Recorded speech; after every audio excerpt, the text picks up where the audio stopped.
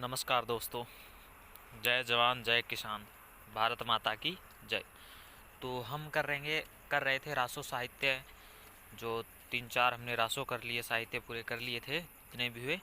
अब हम करेंगे जो रासो साहित्य है उसके बारे में करें कि रासो साहित्य किसने, जो रास को किस नाम से पुकारा है और किसने किस नाम से, जैसे आचार्य हजारी प्रसाद द्विवेदी ने किस नाम से पुकारा है, आचार्य रामचंद्र शुक्ल ने किस नाम से पुकारा है। जो सर्व सहमति यानी कि सबके जो सर्व सहमति हैं वो किस नाम से जाना जाता है। तो इस प्रकार से हम पढ़ेंगे आज कि क्या किसने क्या कहा। तो ये यहाँ से पूछा ही जाता है लगभग, कि जैसे पूछ लिया जाता है कि जो आचार्य रामचंद्र शुक्ल है उसने जो राजस्व है वो एक सर्व सहमति यानी सबके जो किस शब्द से बना है, यानी कि किस वर्ड से सारे जो राजस्व है उसकी एक रचना प्रस्तुत की जाती है। तो उस एक वर्ड को अलग अलग विद्वानों ने अलग अलग नामों से पुकारा है। तो आज हम उन्हीं पढ़ेंगे और जो रासो साहित्य की विशेषता आती है ना उनका भी उल्लेख करेंगे। तो चलो आज हम करते हैं रासो साहित्य। देखो रासो साहित्य क्या है। रासो शब्द की व्युत्पत्ति यानी कि रासो शब्द की जो रासो शब्द उसकी व्युत्पत्ति कहाँ से हुई, विभिन्न यानी कि विविध विद्वानों ने, बहुत सारे, इसका मतलब बहुत सारे विद्वानों के अनुसार जो रासो शब्द की व्युत्पत्ति है, जो रास है, रासो है, उस शब्द की व्युत्पत्ति जो है उन्होंने निम्न विद्वानों के अनुसार अलग अलग शब्दों में, यानी कि जो बहुत सारे विद्वान थे उन्होंने अपने अपने मत के अनुसार अपने शब्दों के द्वारा अलग अलग मत प्रकट किए हैं। तो आचार्य अब कहते हैं, पहले हमारे जो आचार्य रामचंद्र शुक्ल जी क्या कहते हैं। आचार्य रामचंद्र शुक्ल जी क्या कहते हैं कि नरपति नहल द्वारा रचित, यानी कि नरपति नहल द्वारा बिसलदेव रासो में उल्लेखित उन्होंने एक पद लिखा था जिसमें वो कहते हैं ना, पृथ्वी राजा और बिसलदेव रासो, यानी पृथ्वी राजा है ना, नहीं वो नहीं, पृथ्वी राजा वाला नहीं, बिसलदेव रासो में है एक पद है, वहाँ से मिलता है, उसमें रचना काल के बारे में बताया गया। तो वहाँ से एक रसायन वर्ड आता है बीच में, तो उस शब्द को आचार्य रामचंद्र उठाकर कहते हैं कि इस जो रासो है यहाँ से इस शब्द से बना है, रसायन शब्द है उससे। तो ये जो आचार्य रामचंद्र शुक्ल क्या मानते हैं, रसायन शब्द के द्वारा। अब आचार्य हजारी प्रसाद द्विवेदी, आचार्य हजारी प्रसाद द्विवेदी हैं, उनके अनुसार एवं चंद्रवली पांडे जी के, यानी कि आचार्य हजारी प्रसाद द्विवेदी और चंद्रवली पांडे जी के अनुसार रासो शब्द की जो व्युत्पत्ति है संस्कृत के, यानी कि इन्होंने संस्कृत के रासक शब्द से माना, यानी कि जो चंद्रवली पांडे और आचार्य हजारी प्रसाद इन्होंने क्या माना है, रासक से, संस्कृति के रासक से। और कैसे, रासक, रासे, रास और रासो, इस तरह से इन्होंने कि पहले रासक से फिर रास बना, फिर रासा, उसके बाद एंड में रासो बना, यानी कि संस्कृत के वर्ड शब्दों के माध्यम से इन्होंने उनको बताया है कि रासक, इस जो रासो है उसको इस रासक के एक सर्वसहमति आचार्य हजारी प्रसाद द्विवेदी। अब ग्रास द तासी क्या कहते हैं कि जो उनका ग्रास द तासी का एक ग्रंथ है, इस्तवार द ला लितियरू ए हिंदुस्तानी है, उसमें जो उसका नाम पृथ्वीराज रासो में राजसू लिखा है उन्होंने, जना का नाम पृथ्वीराज रासो, पृथ्वी राजा है उसके राजसू लिखा है। ठीक है, इसी आधार पर उन्होंने रासो की जो शब्द की व्युत्पत्ति है वो क्या है, राजसू या राजसूय, यानी कि उन्होंने जो इस ग्रंथ में अपना राजसूय लिखा है, यानी कि पृथ्वीराज जो चंद्रवली की रचना को राजसूय का है, उसके आधार पर उन्होंने राजसू या राजसूय के शब्द के माध्यम से उन्होंने बताया, किसने, ग्रास्ता तासी ने। अब फोर्थ पॉइंट हमारा कविराज श्यामल, यानी कि कविराज श्यामल दास, डॉक्टर काशी प्रसाद जायसवाल एवं नागरी प्रचरणी, यानी कि कविराज श्यामलाल हो गया, श्यामल हो गया, सॉरी, कविराज श्यामल दास, डॉक्टर काशी प्रसाद और जायसवाल एवं जायसवाल हो गया। और नागरी प्रचरणी सभा काशी के दौरान प्रकाशित ग्रंथ हिंदी सागर के समर्थकों ने, यानी कि जो ग्रंथ के हिंदी के जो जितने भी हिंदी काव्य के ग्रंथ के सागरों के समीप है, उन सब ने जो रासो शब्द की व्युत्पत्ति रहस्य से मानी है। किससे?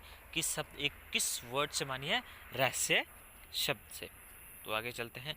डॉक्टर दशरथ शर्मा ने, यानी कि डॉक्टर दशरथ शर्मा एवं नागरी प्रचरणी सभा के द्वारा जो प्रकाशित है ना पृथ्वीराज रासो, उसकी भूमिका के अनुसार रासो जो शब्द की व्युत्पत्ति से किस शब्द से मानी है? रास से, यानी कि किससे?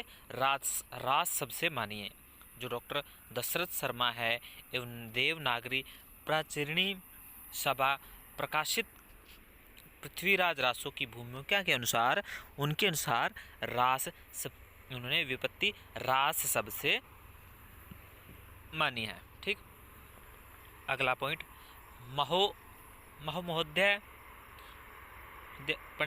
महोदय पंडित हरप्रसाद शास्त्री, विदेश्वरी प्रसाद पाठक, इन्होंने रासो शब्द की व्युत्पत्ति राजयश से मानी। किससे? राजयश से मानी इन्होंने। इन 3 या 4 कवियों ने किससे? राजयश से इन्होंने माना है। और नरोत्तम स्वामी उन्होंने रसिक शब्द से मानी है। किससे? नरोत्तम स्वामी ने किस वर्ड से मानी है? रसिक शब्द से। एक बार हम दोबारा देख लेते हैं। ये मोटा मोटा रासों की हमने पढ़ रहे हैं। आचार्य रामचंद्र शुक्ल ने किससे माना है? रसायन से। किससे? रसायन से।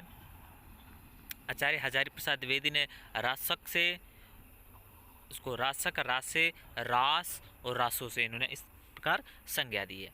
ग्रासदातासी ने अपने जो ग्रंथ है इस्तवार दा ला लिटरेरियू ए हिंदुस्तानी, इन्होंने जो चंद्रपाल करना पृथ्वीराज रासू में लिखा है, उसे राजसू या राजसूए के नाम से, शब्द के नाम से माना है।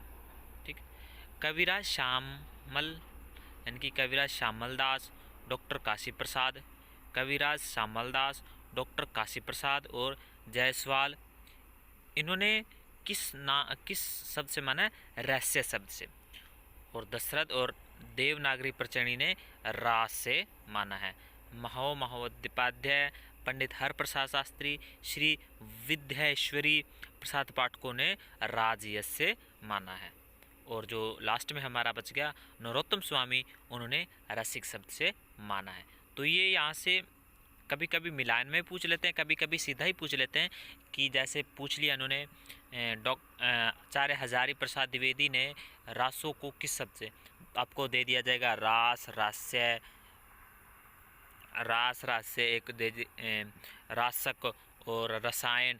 इन दोनों में से, इन चारों में से आपको एक चूज़ करना होगा, क्योंकि हजारी प्रसाद द्विवेदी के अनुसार चूज़ करना होगा, तो रासक आपको चूज़ करना पड़ेगा। ठीक, और अब लास्ट जो निर्णय है, यानी कि जितने भी ये तो अपने अपने मत के अनुसार उन्होंने बताया। तो जो सर्वसहमति, यानी कि सबकी सर्वसहमति के अनुसार एक जो शब्द चुना गया वो है रासक। यानी कि अगर ऐसा पूछ लिया जाए जो आचार्य हजारी प्रसाद द्विवेदी का है उसे रासक, उसके अगर ऐसा पूछ लिया सर्वसहमति के द्वारा, तो हम आचार्य हजारी प्रसाद के द्विवेदी है उसका जो रासक है उसके बारे में हम बता देंगे। रासो साहित्य की प्रमुख विशेषता क्या है? अब प्रमुख विशेषता क्या है? ये साहित्य मुख्यतः चारण कवियों द्वारा, अब यहाँ वर्ड है चारण कवि। अब आपके मन में क्वेश्चन उठ रहा होगा कि चारण क्या होता है? चारण कवि यानी कि जो राजा होते थे उनके चरण, यानी कि उसके आश्रम में रह के, उसके आश्रयदाता कवि के रूप में वो आश्रम या चरण वहाँ रह के राजा के आश्रयदाता, यानी कि वहाँ आश्रयदाता कवि के रूप में लिख के चारण, यानी कि चरणों या उनके आश्रम में रह के कवि का गुणगान, या कवि का स्वर नहीं, वो कवि के रूप में राजा का, वीर राजों का उनके गुणगान गाते थे। ये साहित्य चारण या भाट कवि के द्वारा अपने, यहाँ देखिए लाइन, वो जो मैंने पहले बता दी यही लाइन आएगी, अपने आश्रयदातों, यानी कि जो विशेषता हम पढ़ रहे हैं ना प्रमुख रासो साहित्य की, उसमें जो आश्रयदाता, अतिशोक्तिपूर्ण प्रशंसा। अब अतिशोक्ति लगभग मुझे लग रहा पता होगा, लेकिन अतिशोक्ति होगा का मीनिंग होता है बढ़ा चढ़ाकर कहना, किसी बात को इतना बढ़ा चढ़ाकर उसकी इतनी प्रशंसा कर देना, वाहवाही कर देना। तो ये जो उनके आश्रयदाता कवि थे आश्रदातों में रहते थे राजाओं के, वो इसी प्रकार अपने राजा की प्रशंसा करते थे। अतिशोक्तिपूर्ण प्रशंसा ना भी हो तो भी नहीं, क्योंकि जो राजा था, आपको पता ही है, राजा एक प्रशंसा सुनना अच्छा लगता है। तो जो लिखता था, राइटर था, यानी कि लेखक था, वो अगर उसकी प्रशंसा करेगा तो बदले में उसे धन मिलेगा, वहाँ रहने की सुविधा और अतिरिक्त प्रोवाइड राजा के द्वारा करवाई जाएगी। ठीक, ये पॉइंट पूरा। इस रचनाओं में ऐतिहासिकता यानी जो ये इन रचनाओं में, रासों में ऐतिहासिकता यानी कि जो उस समय इतिहास हुआ था, यानी कि ऐतिहासिकता यानी कि पिछले जितने युद्ध, प्रेम, वर्ण, उनका भी वर्ण तो मिलता है, और साथ साथ जो स्वयं यानी कि वो कवि जो थे, कल्पना का भी, उन्होंने कुछ कल्पना का भी समावेश किया है। यानी कि ऐतिहासिकता, उस ऐतिहासिकता के तथ्य के साथ साथ उन्होंने जो अपनी बुद्धि क्षमता यानी कि अपने क्षमता के अनुसार जो कल्पना उसमें संजोई है, उसका भी इन रहस्यों में हमें मिलता है। ठीक है, फोर्थ पॉइंट, इस साहित्य के रचनाओं में युद्ध यानी कि जो ये साहित्य है, इसमें युद्ध और प्रेम का, इन दोनों का प्रेम, युद्ध और प्रेम का अधिक वर्णन किया गया।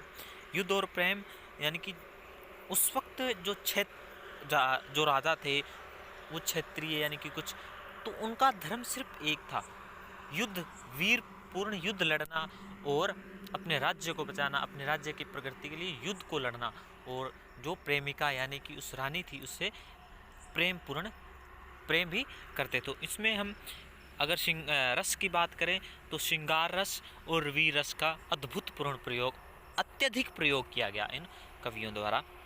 ठीक, ये जो मैंने कह दिया श्रृंगार रस की प्रधानता, जो मैंने अभी बताया, तो अगला पॉइंट ही वही है। तो इस जो ये रचना है, इसमें डिंगल पिंगल यानी कि जो ये आपको डिंगल पिंगल पता ही होगा। डिंगल राजस्थान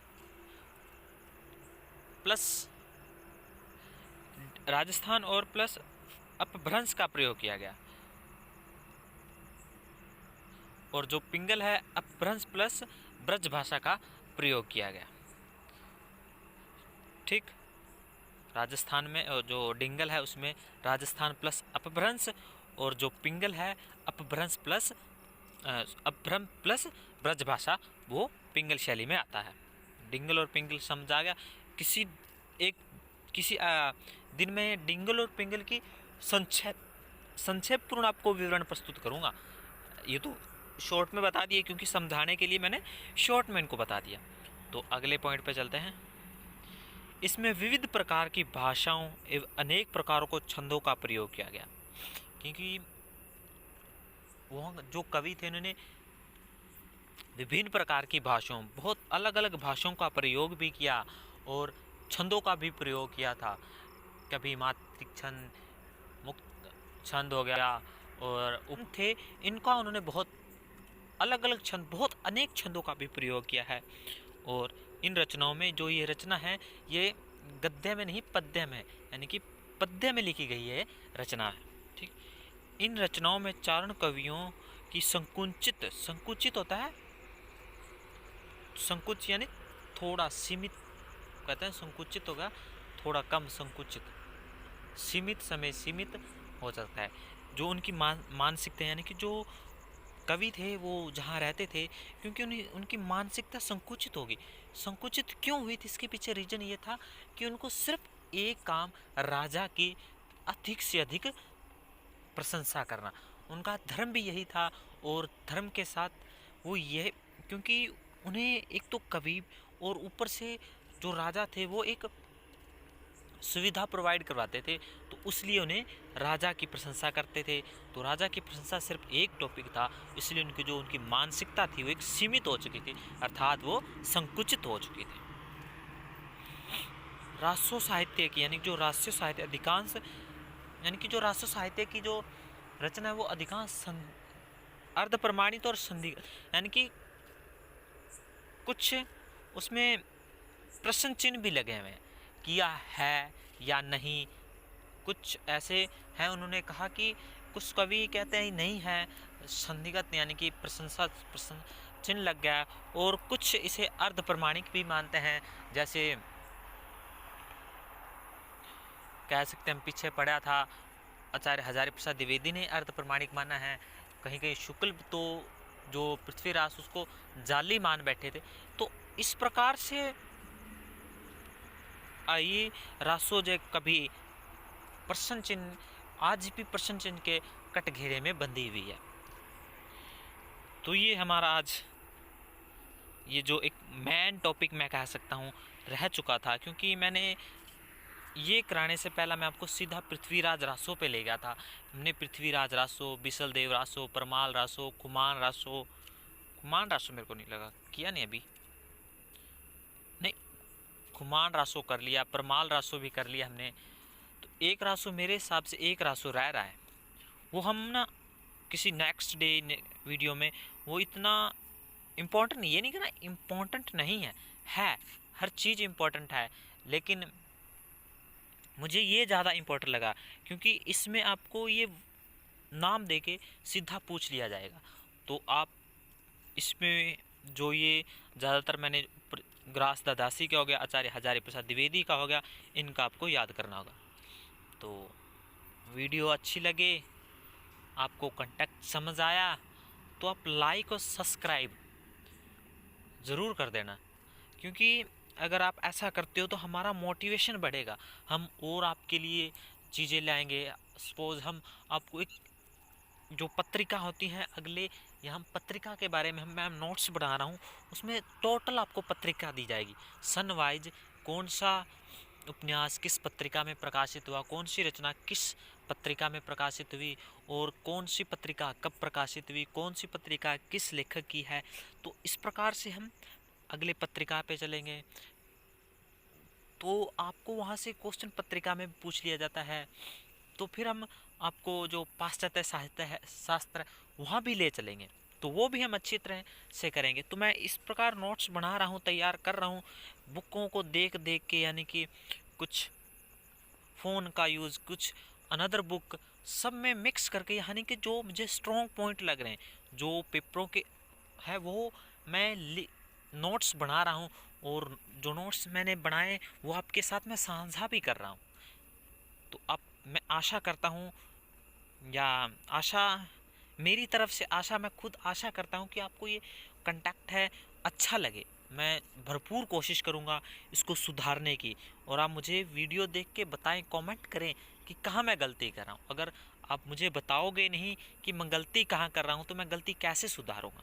तो प्लीज़ रिस्पॉन्स मी, और आप गलती बताएं, और मुझे आपका टाइम दिया, इतना 18 मिनट हो गए, आपका बहुत बहुत धन्यवाद। जय हिंद, जय जवान, जय भारत माता की, जय किसान, जय हो।